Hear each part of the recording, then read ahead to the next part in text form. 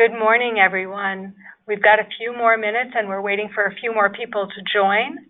While you're waiting for the broadcast and the webinar to start, if you'd like to use the question box to let us know your name and organization and tell us why you're here, we look forward to hearing from all of you.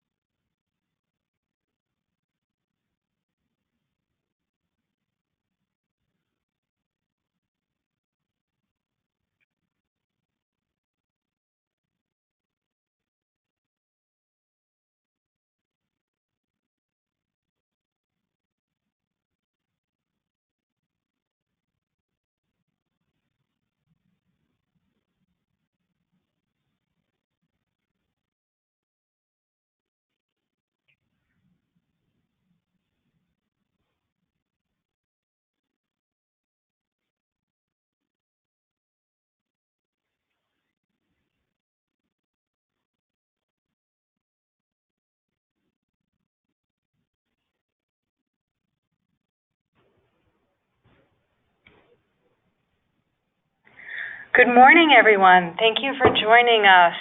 I am Alrie McNiff-Daniels, the Senior Communications Officer at Tufts Health Plan Foundation and a Master Trainer in Reframing Aging.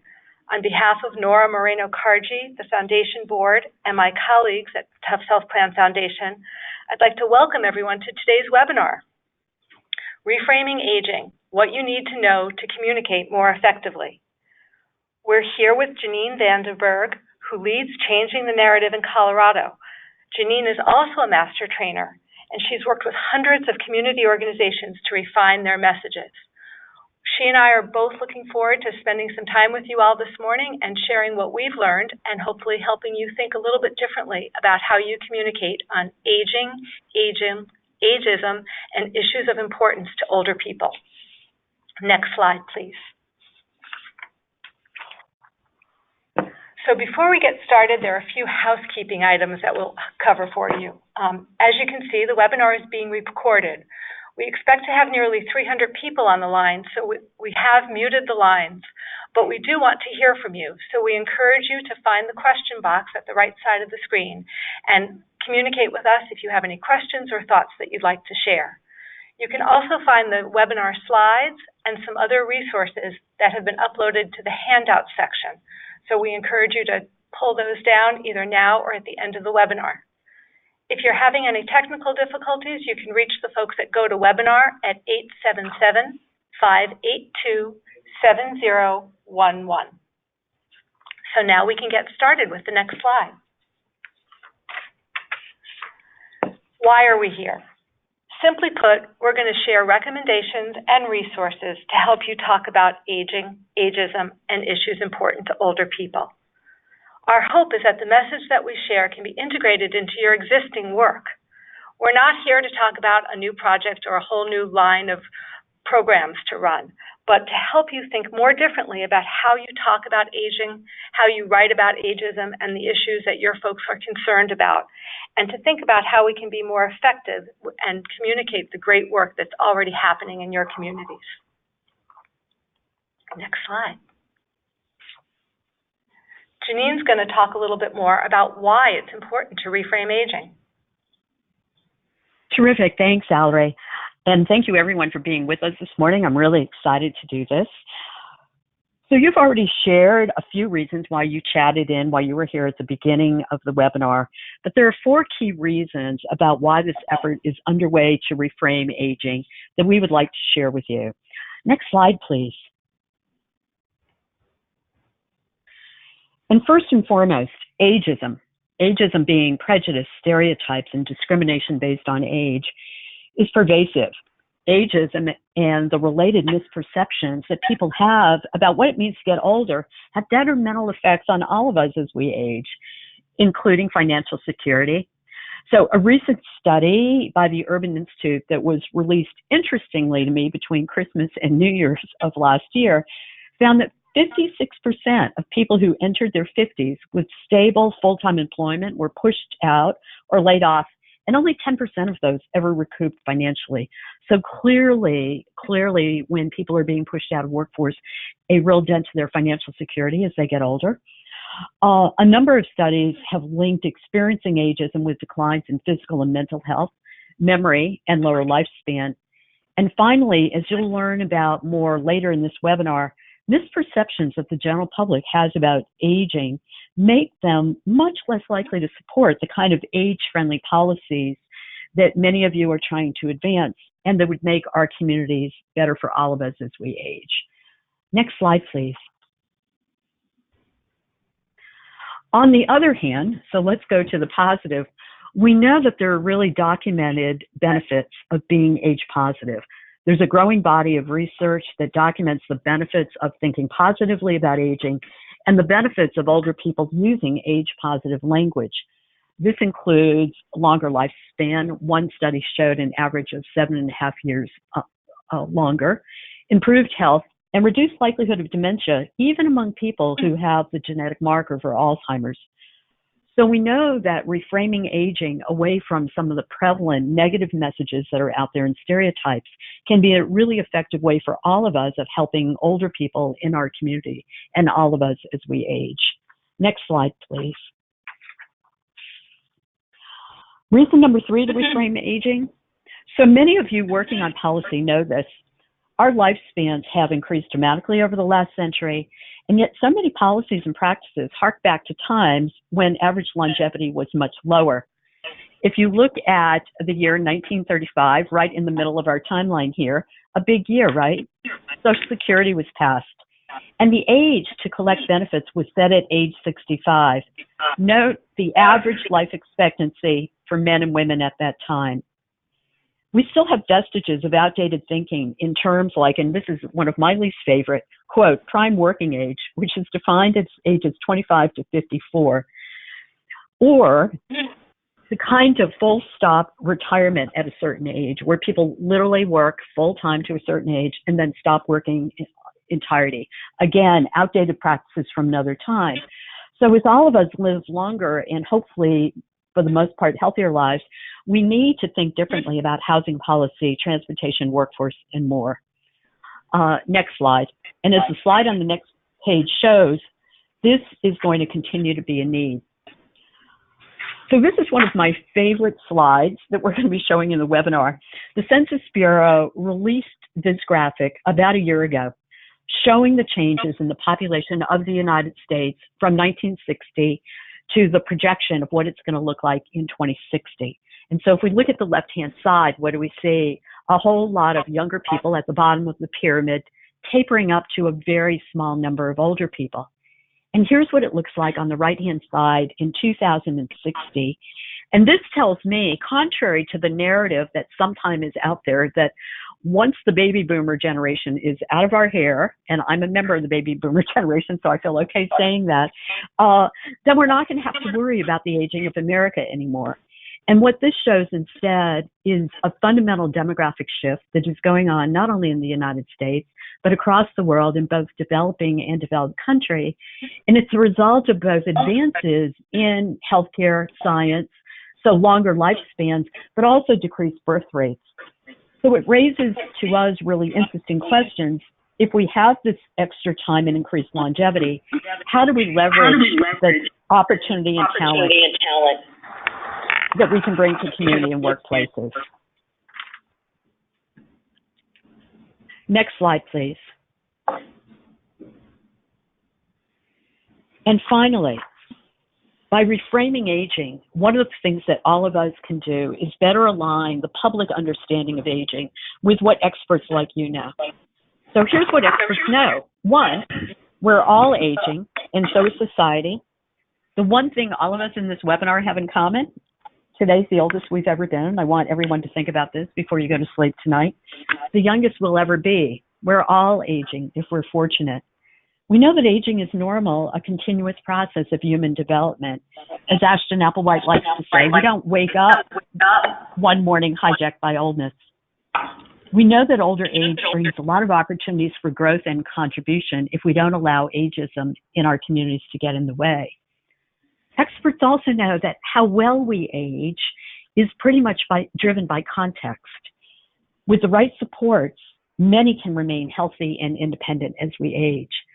And finally, we know that public policy can make a big difference. Policy changes can improve aging outcomes at a population level and for groups at increased risk for poor outcomes. And a great example for that certainly was Social Security, a historical example of effective aging policy that dramatically improved aging outcomes. Next slide. So we want to hear from all of you. What's your experience? How does the public think about aging? What are you hearing in your communities? Please use the question box to chat in some of your thoughts. And I'm going to share a couple that came in as we were waiting for this webinar to start. The first one that really struck me was, aging is a hard sell conversation. And when we think about that in the context that Janine just shared, that we're all aging, shouldn't everybody be invested in this conversation? Here are some other things that folks have reported to us. That when we're talking about aging, it's really interesting to hear that children's programs are always considered investments, but services and programs for older people are represented as a cost. We hear folks say that families should take care of their grandparents. Too many young people are moving away. We hear that aging is something to be avoided, although if you think about the option, I'm not sure we want to avoid aging. We hear people talk about if you're over 50, you're over the hill, or you're on the downhill slide. And you also hear folks talking about how there isn't any Social Security and that future generations don't really have anything to look forward to. I'm seeing some folks talk about we're not getting any younger. Even in the aging field, other people frequently speak of as older people as other, not as us. Among my students, one of you has written in, all aging comments are pretty negative.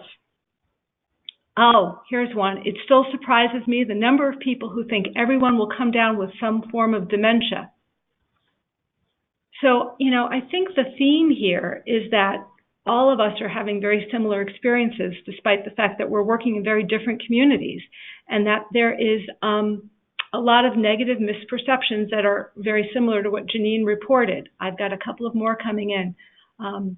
Many of our community leaders are very patronizing and claim to be sympathetic, but see elders as a problem they'd rather not deal with.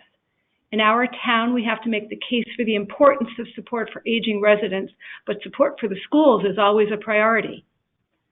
So the themes are pretty common, and we're going to talk a little bit about what we can do with this knowledge and how we can help change those conversations. Next slide, please. So the question really is, why do our neighbors and our family and friends hold these negative perceptions and these preconceived notions? And the answer is cultural models. I'd like you all to take a look at the image on the left side of this slide here and think about what it is that you see. Do you see a beach? Do you see trees? Do you see tracks in the sand? Do you think somebody has driven a vehicle on the sand? What you see is largely dependent on your life experience and what you've been exposed to. The photo is sea turtle tracks. Sea turtles crawl up on the land, they dig a hole, they lay their eggs, and then they crawl back to the ocean. But if you don't know how sea turtles breed, or if you've never seen their tracks, the odds are that you're not going to look at this image and be able to identify it. That's how cultural models work. As humans, they help us interpret what we see and what we hear. And they're based on culturally dominant assumptions. They're a shortcut for our brains to help us process information more efficiently. And the problem, the challenge with them is that when we're exposed to new or unfamiliar information, we default to what we know and we take shortcuts that often might take us to the wrong result. So we want our brains to be efficient, and these cultural models do help us process information efficiently. But in this case, the cultural models also block us from deeper, more engaged thinking, and they can actually have the effect of closing our minds so that we're not open to innovation and new ideas. Let's go to the next slide, please. So expert researchers have actually mapped the cultural models of aging for us. They call it the swamp, but you can think of it as a bog or a meadow or wetlands. The point is that it's a complex ecosystem. You could find beautiful wildlife like butterflies or orchids, but you can also find dangerous creatures like alligators in one of these ecosystems. Some of the elements in the ecosystem will allow things to flourish. Others will prevent things from taking root. Janine's going to walk us through the cultural models of aging and help us think about how we can use this information to reframe our own messages. Next slide. Next slide, please. Terrific. Thanks, Valerie. So we're going to start on the left-hand side and move towards the right and go in turn toward each of these key themes that Frameworks Institute found kind of model what the general public currently thinks about aging and older people. On the left-hand side, we're going to start with ideal versus perceived real. So the ideal version of aging that some people hold in their minds is kind of the pharmaceutical ad version. So people are on the beach, they're enjoying their earned leisure in retirement, they're entirely self-sufficient. Unfortunately, though, what happens is that gets overtaken by what the general public perceives is the reality of aging. And the reality of aging are some of those negative stereotypes that you all cited. It's decline, it's deterioration, it is being dependent on other people, it's lack of self-sufficiency. The interesting thing is that both of these models in the minds of the general public are highly individualistic and basically rely on a feeling if you did the right things when you were younger, you were going to kind of skew towards the ideal. If you didn't take care of yourself, you're going to go to the perceived reality. Because the perceived reality is overall so negative, it becomes really hard for members of the general public, people in your community, to imagine some of those innovative ideas and solutions that you may be putting forward. The second strong theme is an us versus them theme. It sounds like this. If any of you have read those boomer versus millennial headlines that seem to be pervasive these days, one of you mentioned earlier, I think in the question, about we can fund schools or we can fund programs for older people. That's us versus them thinking. A friend of mine who I was having lunch with said, "Oh, Janine, I love this stuff that you're doing around older people. But really, as we get older, if we stay in the workforce, aren't we taking jobs away from younger people?" Now, one, that's factually incorrect. And there are a number of economic studies that have shown actually the opposite is true, that it is good for older people to stay in the workforce and also benefits everyone in the economy and younger workers. But that's an example of the kind of us versus them thinking that interferes with our ability to communicate effectively about why policy changes and new programs are needed as our population ages. The third theme, individualism. Individualism sounds like this. If you had saved more money, you'd be doing fine now. If you had walked more, if you had eaten healthier. It's essentially blaming the individual for how well they're doing as they age and not looking at things that surround them, the opportunities that they had at some point. It's interesting to me that very often when we talk about younger children in our community, we talk about things like social determinants of health, and we recognize that access to good schools, access to fresh food, the amount of income a family has a lot to do with how well children will do, but we don't recognize how that continues to play out across the lifespan. The fourth key theme that emerges is nostalgia and threat of modernity. Nostalgia sounds like this. Nostalgia sounds like when the kids took care of grandma. Nostalgia sounds like in the good old days we had pensions. In the good old days Social Security was solvent. The challenge, of course, is the good old days were when we lived with the population pyramid. We have moved to this column. The world is fundamentally changing. And if we look back and we look backwards, it's really hard for us to imagine how we can create a different world in which the population is aging overall. And finally, what occurs is all of these, ideal versus perceived real, us versus them thinking, individualism, nostalgia and threat of modernity, put the general public at a loss when it comes to solutions and the kind of things we can do moving forward. And basically the general public falls into one of three categories. Let's just highly individualistic solutions. So let's just go tell everyone to save more money. Or let's simply do more education. Let's publish another resource guide. But more concerning probably overall is the strong sense of fatalism that the general public has as you are initiating conversations in your community about what we're going to do as a population aging. The general sentiment is nothing can be done. So those are the kind of challenges, the cultural models that the general public currently thinks that we need to be able to move away from. Next slide, please.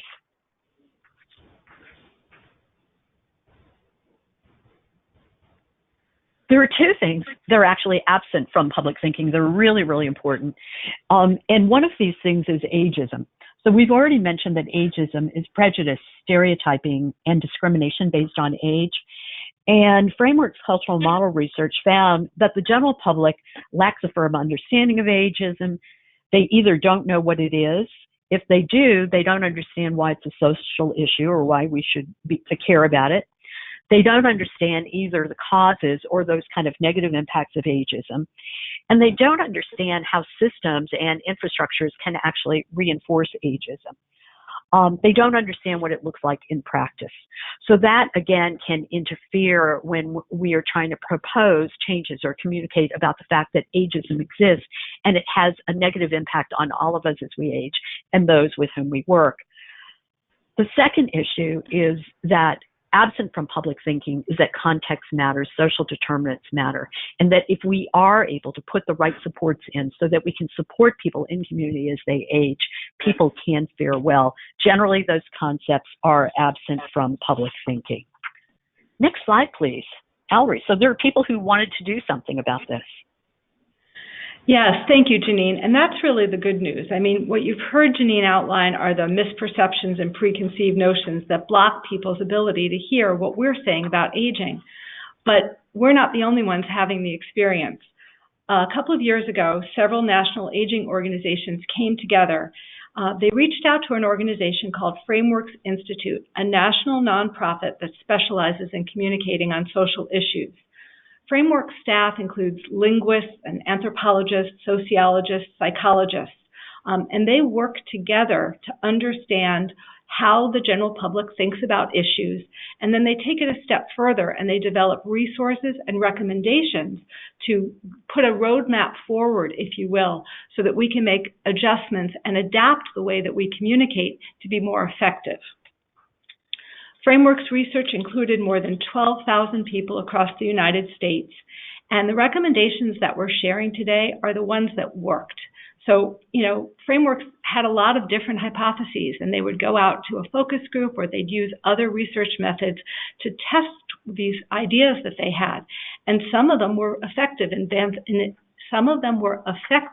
advancing the way folks think about aging, and others were not. So what we're going to hear today are the ones that worked and that have an evidence base behind them. I think it's important to acknowledge that we have to respect that every community is very different and that the range of experiences of aging are also quite different. So as you hear the recommendations, some of them may fit your community better than others, and that's the beauty of having a couple of options as we think about different metaphors and different ways we can talk about aging. Next slide, please. So Frameworks is a communications research firm, and their theory of change, their how does this work concept, is up on the screen right now. So it goes something like this.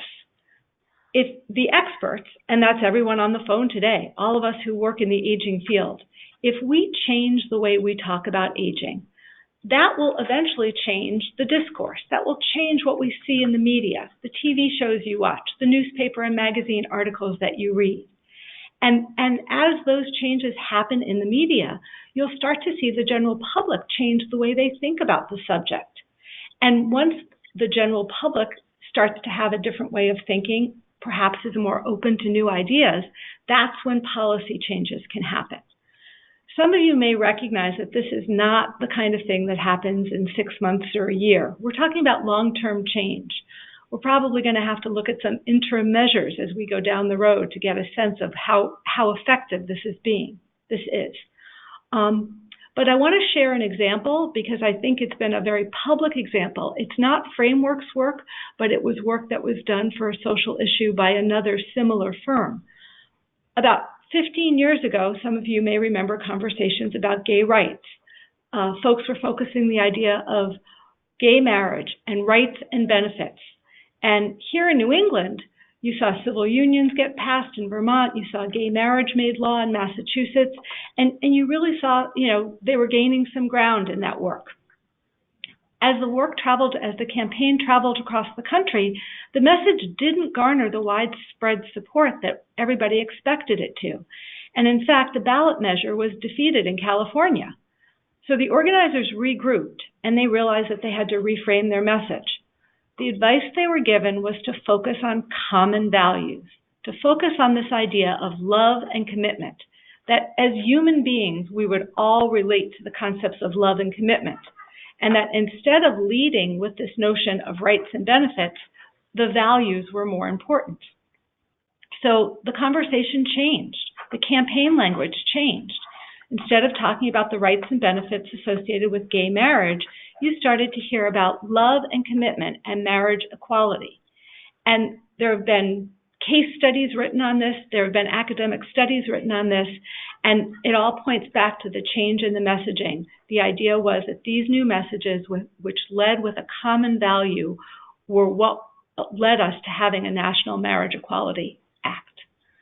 So that's what we're hoping to do here. We know it's going to take time, but we also know that, every journey starts with a single step. So we're going to work together and take the single steps together.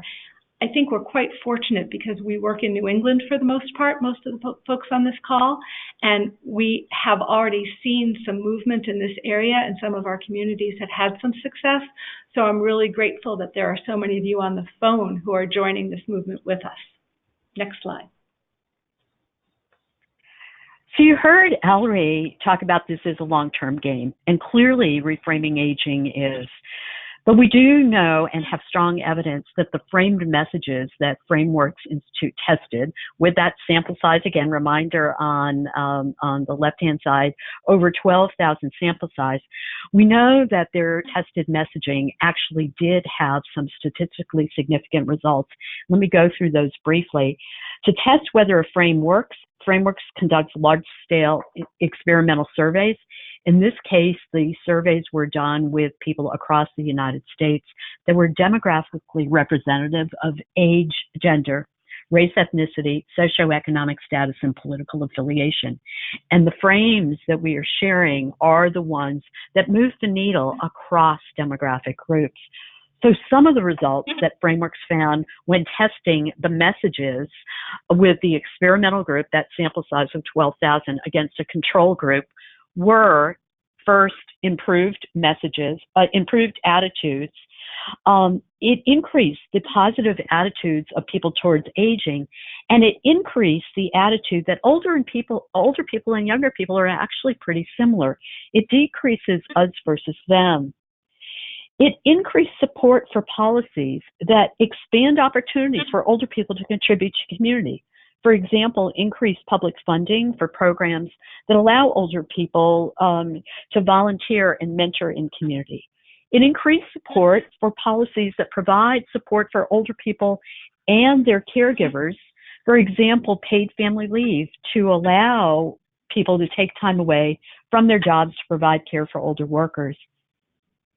It increased the understanding that public policy can play a big role in how successfully people age, and significantly, because we know that ageism is so prevalent, it decreased implicit bias against older people, that bias that many of us have, and we are not even explicitly aware of it. So we know that there's some significant research that shows that the frames have already worked. Next slide, please. So before we go into what are some of those successful frames, we should probably talk about what we mean by a frame to begin with. And frames are, pure and simply, it's a set of choices about how we present information, what we emphasize, what we may leave unsaid, how we explain an issue, and it's targeted to cue a specific response. Now, most of us have framed because we make communication choices in our everyday life, whether or not we're conscious of them. If any of you on this webinar have ever written a grant proposal, you are probably framing the work you do to a particular funder, cueing what hopefully is a specific response that you will get funded. If you've asked for a raise, you've probably highlighted your accomplishments. If you've advocated for an issue or political candidate, you've probably framed. What we know is that how we talk about something can either hinder or advance the social change that we're trying to achieve. And when we don't frame it correctly, what people do is default back to those stereotypes, those cultural models that Ellery talked about. So what we're trying to do is cue a specific response. What's important to note here is that framing is not fake news. We are not obscuring the truth. In fact, what we're trying to do is help people better understand how aging issues work, and understanding how aging issues work actually inoculates them from some of the negative stereotypes that are out there in the general public now. Next slide, please. So what we're going to do now is segue to telling a new story about aging. As communicators, we already know that storytelling is powerful, and most of you on this webinar are probably storytellers in some way or another, even if you don't specifically identify that way.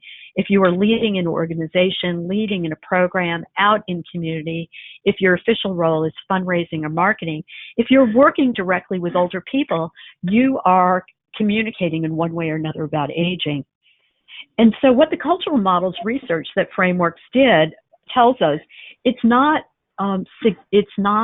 sufficient to tell any kind of story about aging, that if we frame the story incorrectly, it actually cues up all those negative stereotypes, and it interferes with the general public's ability to see what is possible. So what we need to ask ourselves before we're telling any story is, what's that story going to do? What effects is it going to have on our audience? The best way to know what that is to test different stories empirically, and that's what Frameworks Institute actually did. So the stories that we are now going to share, and Frameworks Institute calls them social issue narratives, but don't worry, they're just stories. These are proven to change people's attitudes, increase support for policies, and decrease implicit bias.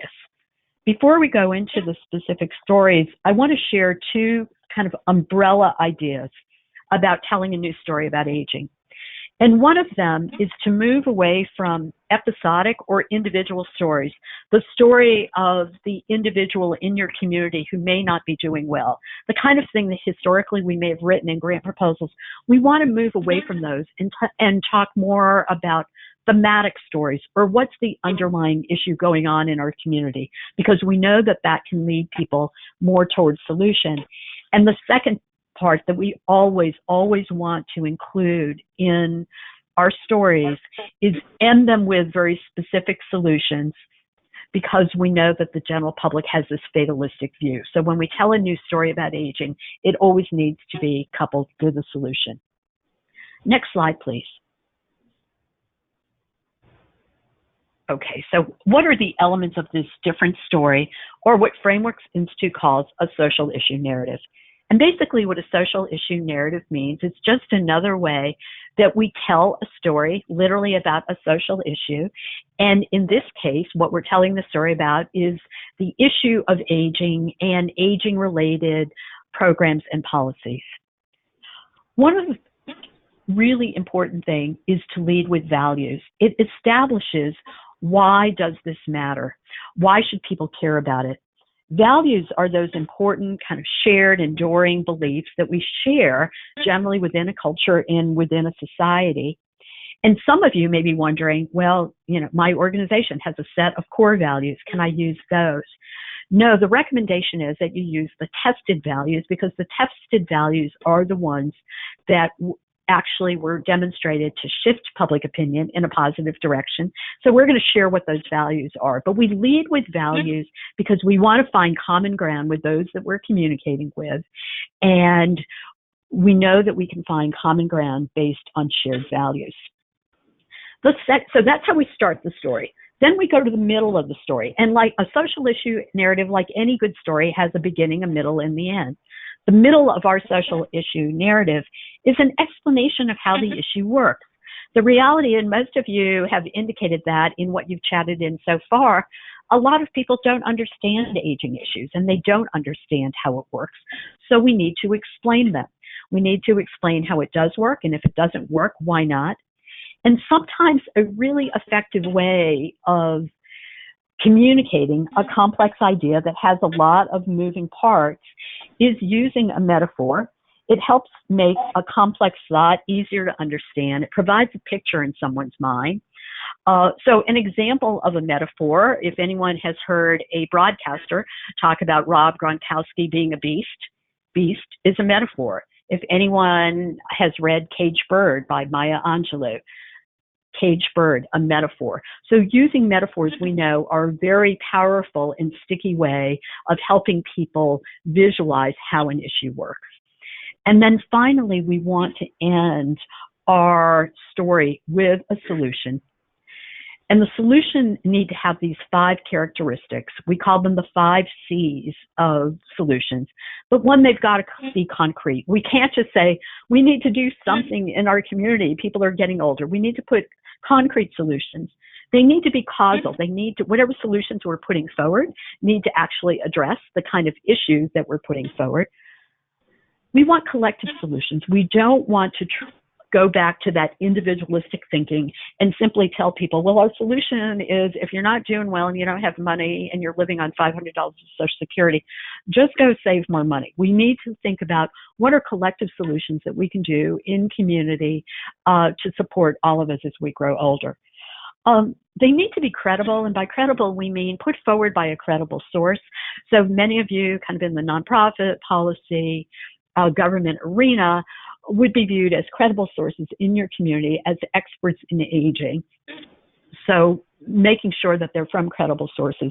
And finally, they have to have enough detail that people can literally imagine in their mind, this is how it works. So we need to make it conceivable for people. Those are the 5 C's of solutions. Next slide, please. So we'd like to take a moment and think of solutions that you're actually trying in your communities. Maybe you have already implemented, maybe you're implementing them right now. Maybe they are ideas for solutions that you are trying to pitch, and maybe you haven't been able to successfully do it because you're competing, for example, for school bond. But let's hear a moment for you about the kind of solutions that any of you are trying in your community. And if you can just chat those into the question box.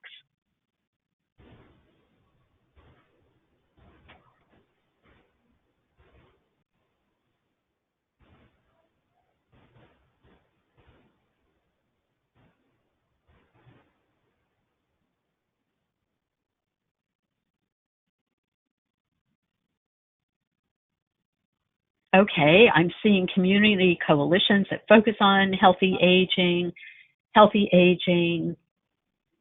age-friendly community policies, technology-enabled training programs, intergenerational programs.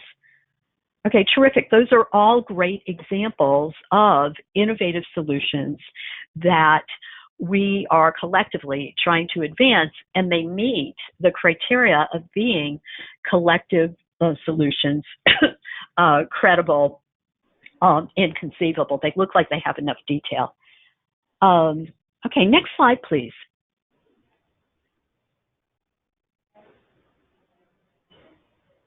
So there were 2 social issue narratives or stories that were done as part of the Reframing Aging effort that Frameworks Institute tested that were proven to shift public opinion and help the public better understand the full picture of aging and aging-related issues. The first is called Embracing the Dynamic. And this is really a story about increased longevity.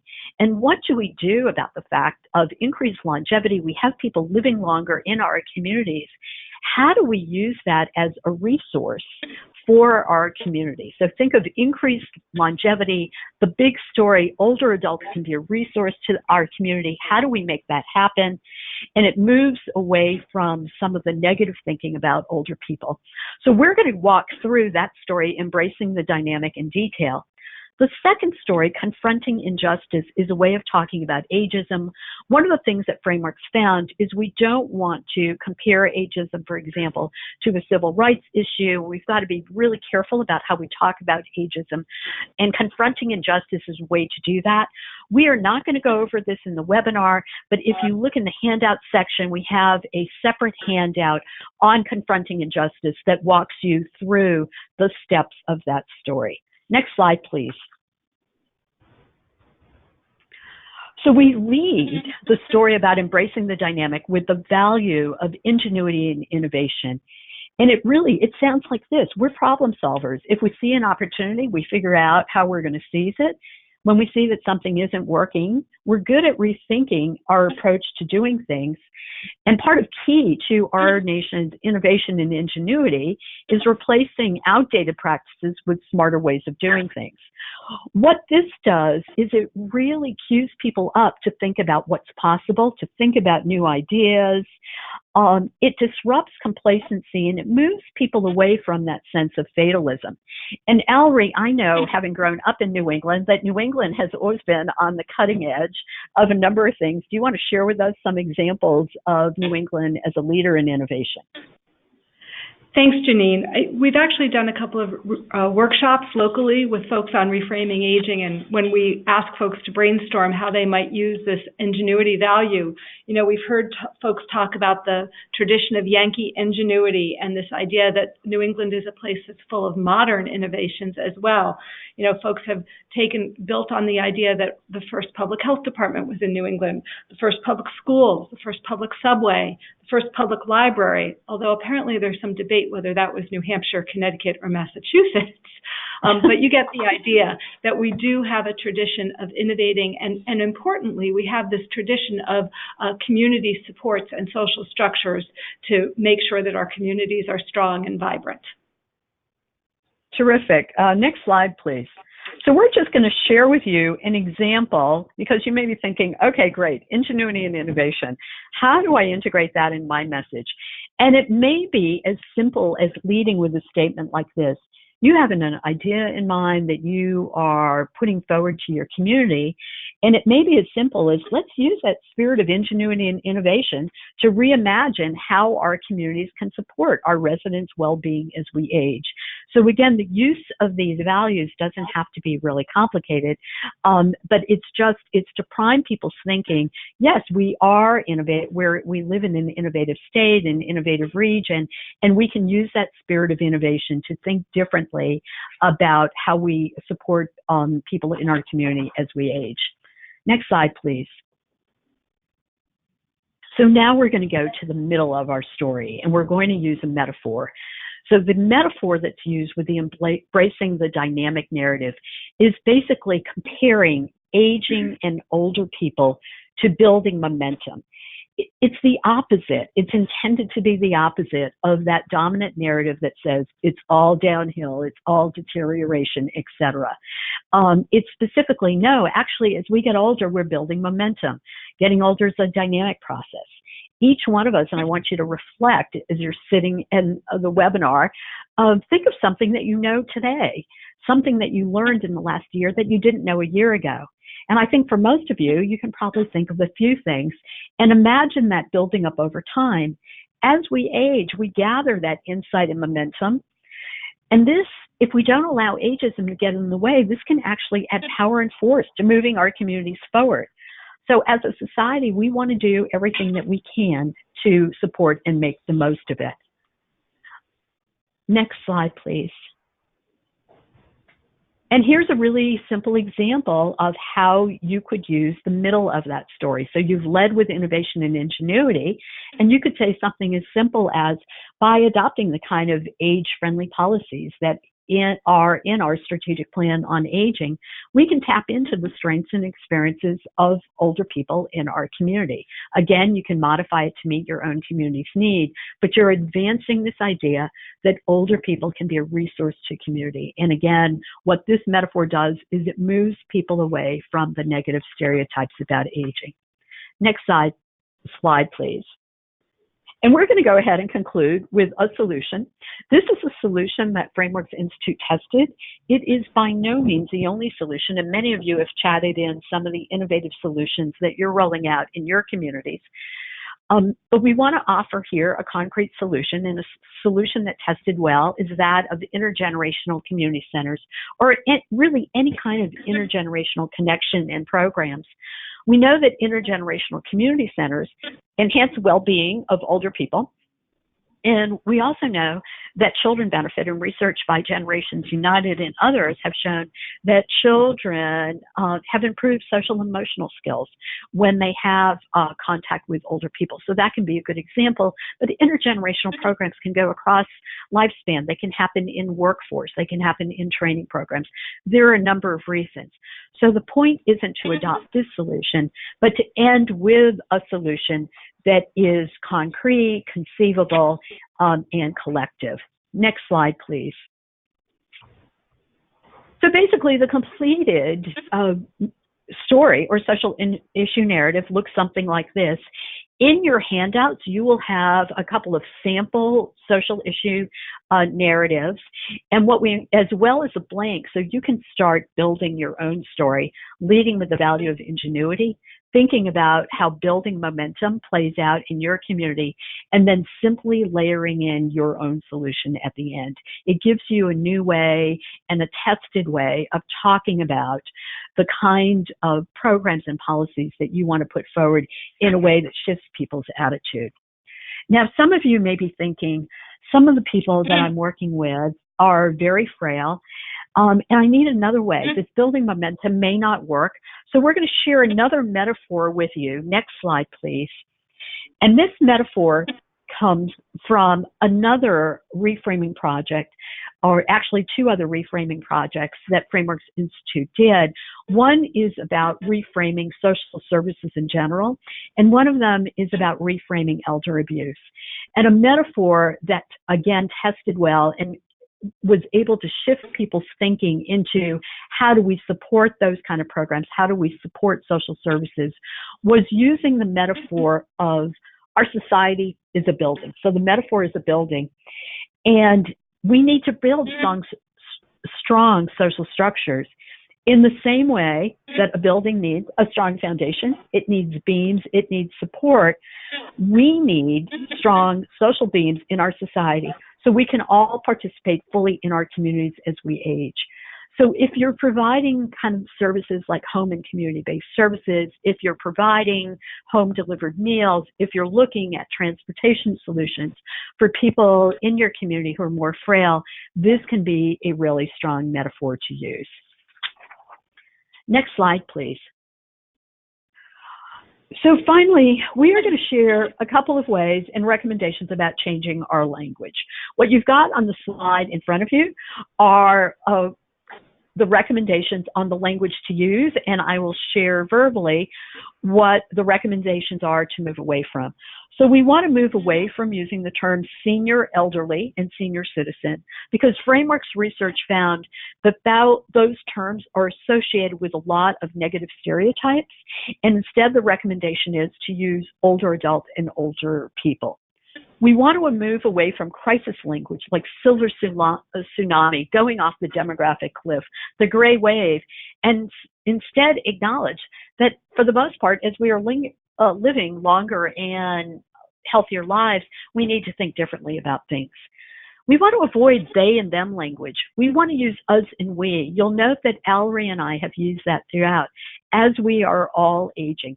So we are not otherizing as we get older. Here is this group of other people. They are the older people. It's all of us. We are all aging. We never want to use the word ageism without defining it, because recall, Frameworks Institute found most people do not understand what ageism is, and they don't understand its impacts. We want to avoid that zero-sum finite resources thinking. And so in community, when someone is saying, well, no, we can't fund a program for older people because we're taking money away from children, we want to talk about, let's use our spirit of innovation to envision what's possible to make our community great for people of all ages. And finally, we never, ever want to offer a story or talk about aging without providing those very specific concrete solutions. So those are kind of the tips and recommendations that we have from you. Next slide, we're going to go ahead and take questions now. Allery? Yes, we've gotten a few questions in throughout the webinar, and we've left time so that you guys can continue to chat in your questions using the question box. We're going to go ahead and start with what's already come in, and we'll keep monitoring. My colleague Kimberly is here. She'll keep monitoring the box. So please, if you have any questions or thoughts that you'd like to share, type them in for us. So we had a question from somebody who made the observation that a lot of the conversations about framing and aging work better in communities for white people than communities with people of color. And I'm hopeful that the social structures metaphor that Janine shared might be something that would be more useful for the communities that you are working in. Janine, is that something that you've had some experience in with your folks in Colorado? Yeah, so I'll give an example from Colorado. We did a special workshop with they describe themselves as Latinas of women of wisdom, but basically women age 70 over, primarily Latina. And it was interesting. So we talked about, and we used the term building momentum, and we explained that metaphor. And literally every hand shot up, and I could see heads were nodding, and we talked about, that really doesn't resonate with me. And so what we did instead, so what we learned was the idea absolutely takes hold, the idea that older people can be a source of wisdom and knowledge. And so what we did instead was talk about, so how would we describe this in our community? And people came up with their own words in their own term. The metaphor in terms of what Frameworks calls it is still this idea of building momentum, that we have wisdom and we have insight and it should be shared. But the way we chose to talk about it is was reframed literally within our group. So I think that's a helpful tip when you're talking within your own communities, is think about, introduce the idea. The big idea here is that it's not the term itself, building momentum, although that's a metaphor. The big idea is that older people are resources, and they are not a deficit community. They are not a silver tsunami. Older people, as we age, we are a resource. And if there's a better way of talking about that in your community, then by all means do that. Thanks, Janine. We also have a question here from somebody from Massachusetts who makes reference to the Massachusetts Healthy Aging Data Report, which is a project that we funded. There's also one in New Hampshire and there's one in Rhode Island as well. And this person is saying, you know, we've got all this great data. Why wouldn't we lead with the data? And so I think what's important here is we're definitely not saying don't use the data. What we're saying here is that, well, to have these conversations be effective, it's really important to get the people that you're talking to into problem-solving mode. That all of this research is predicated on the idea that folks carry with them certain barriers in their thinking that will allow them to dismiss data or will allow them to shut out the part of their brain that would engage in innovation and problem solving. So to cue their brains up, to open them to these conversations, what you want to do is start with a value. The value could be this idea of ingenuity. You know, we live in a region that is known for solving problems and is known for coming up with innovative solutions to big scale issues. You know, I've got some data here that shows that our community has some transportation challenges. Can we think together about what we might be able to do to solve those? A conversation like that allows you to incorporate the data after you have primed the person or the group or the agency to come with you, come along with you in this problem-solving mode. There was another question about other tested values. So this ingenuity value tested very well for a number of different reasons. And this concept of confronting injustice, which Janine mentioned, is the other handout. You know, that really draws on the fact that as a society, we generally believe that people should be treated equally and that we want to give everybody the opportunity to maximize their potential. So to look at the confronting injustice narrative, you can see some opportunities to say, you know, we really want everybody, regardless of their age, to be treated equally. And ageism, that prejudice against folks based on their age, prevents that from happening. And then you can go on from there and you can see more detail in the handout. Right. And Ellery, let me add that the justice value that leads confronting injustice, the justice value is also used before that metaphor of building social structures. So again, we want to treat people fairly. Right now, we are not treating older people in our community fairly. We need to envision our community being that, providing that strong foundation, that strong social structure. So let's make sure we have the beams and supports in place in our social programs. But that particular narrative also leads with the value of justice. So we also have a question here about how we address people who don't identify as old. And I'm smiling because I think that is something, you know, that we've probably all experienced. And Janine made a reference earlier that Nora Moreno-Cargi, the president of the foundation, also frequently uses. You know, how many people in the room are not aging? We're all aging from birth. We are aging. So if the word old is problematic for some reason, then, you know, perhaps there's a way to help folks think about the fact that aging is a natural human process. We're all aging, and what we want to think about is how we can take advantage of our ingenuity to think about our systems so that our communities can support all of us at every age and stage of our lives.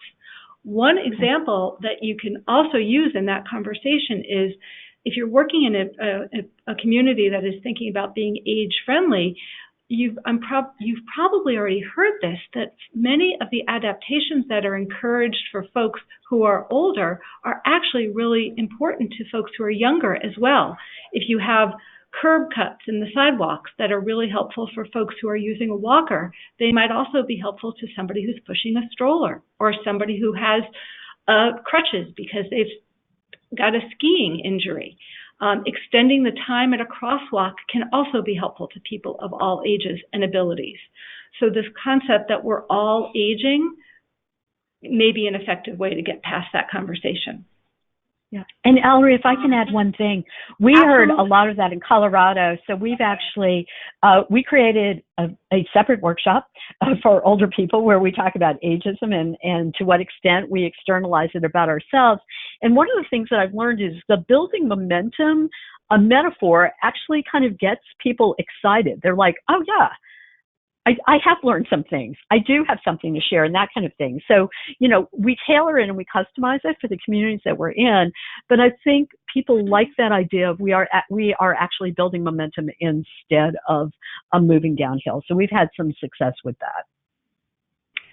So I have a couple of other questions that have come in. One is a question about whether these resources are available in other languages. And they are currently available in English because the research was done in English. And when we asked Frameworks that question early on in the process, and Janine, feel free to jump in because I know you were part of that conversation.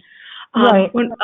That Frameworks explained to us that in many cases, when you translate metaphors, they are less successful in translation than they are because they are built on the culturally dominant assumptions of a culture. But we have found that if folks are working in communities with different cultural backgrounds, they are often able to take some of these concepts and integrate them into the work that they are doing.